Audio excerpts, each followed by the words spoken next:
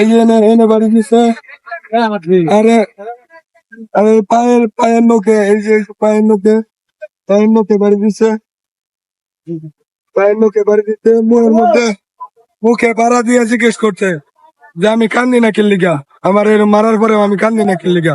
তো আসসালামু আলাইকুম। আজকে আপনারা দেখতে পাচ্ছেন দেওয়ানবাগে একজন ছেলে খুবই আহত হয়েছে। ভাই আপনার নামটা কি ভাই একটু বলেন ভাই। মোহাম্মদ তুফাইল আহমেদ। ভাই আপনি কিছু বলবেন, মানে কিরকম ইয়া হয়েছে আপনার সাথে, কিছু বলবেন? আমার সিডিং দিছি দেখা, মানে নেতৃত্ব দিছি দেখা, মিছিল নিয়ে বারোছি দেখা আটকায় রাখছিল।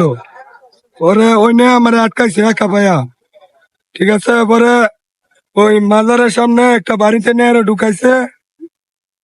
কমপক্ষে 20 জন সোয়াল করে নিয়ে রশি দিয়ে বাইন্দা, ওই দমনার সাথে বাইন্দা, হাত এমনি বাইন্দা বেরিয়েছে।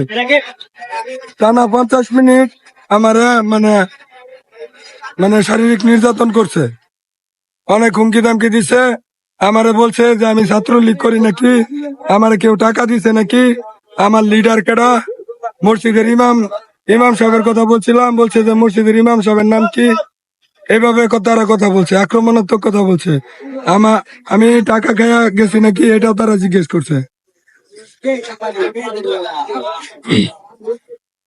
আমার এই হাতে বাড়ি দিছে, এই যে এনে বাড়ি দিছে। আরে আরে পায়ের নোকে, এই যে পায়ের নোকে বাড়ি দিছে।